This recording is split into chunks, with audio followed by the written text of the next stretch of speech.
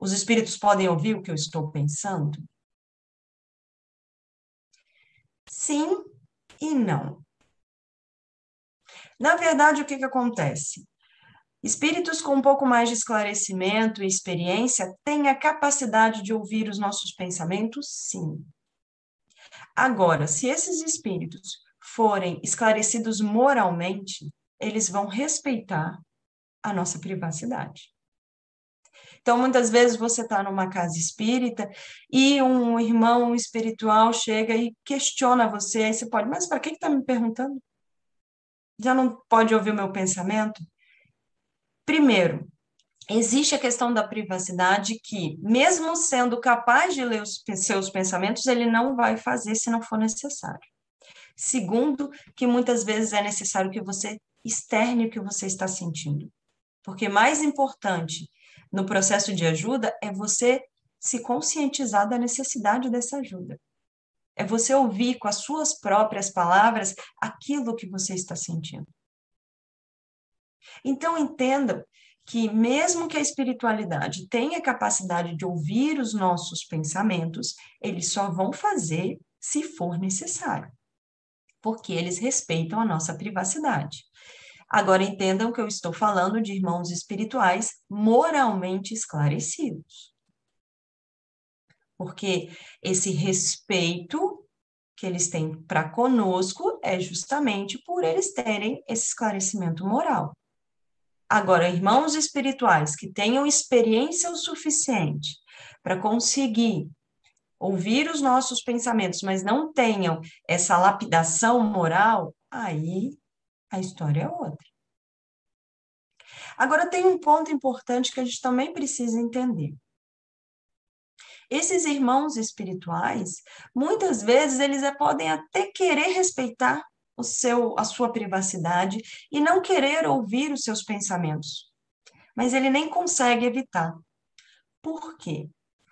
A partir do momento que nós começamos a alimentar determinados pensamentos e sentimentos, esses pensamentos e sentimentos ganham forma, que são visíveis no plano espiritual. Aí, nesse caso, não é uma questão de invasão de privacidade, é porque simplesmente todos estão enxergando, porque está escrito literalmente na minha testa o que eu estou pensando. É o que a gente chama de forma-pensamento.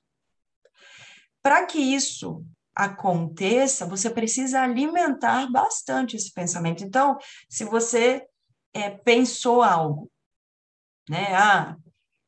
Acabando a palestra, eu preciso fazer, né, um trabalho, fazer um relatório que eu fiquei devendo para o meu chefe. Isso passou pela sua cabeça?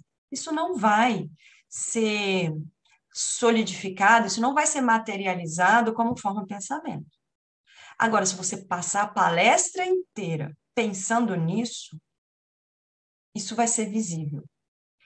Isso é uma construção, por isso que a gente fala que pensamento constrói, efetivamente constrói.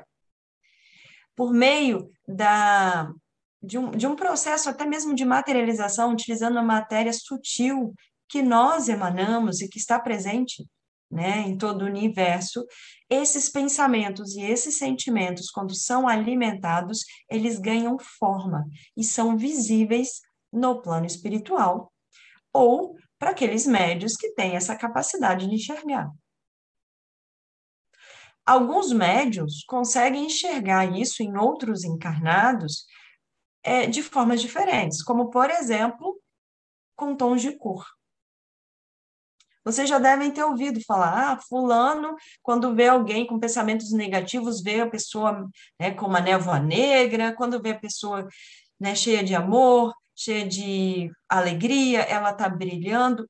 É justamente isso que a pessoa enxerga. A energia que ela está emanando, os pensamentos que ela está alimentando, isso ganha forma, isso se torna visível.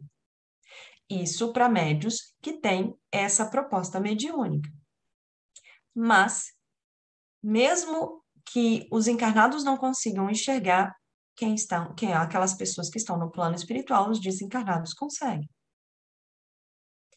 Então, todo o nosso pensamento, todo o nosso sentimento, quando nós vamos alimentando, além deles atraírem irmãos em sintonia, eles se tornam visíveis.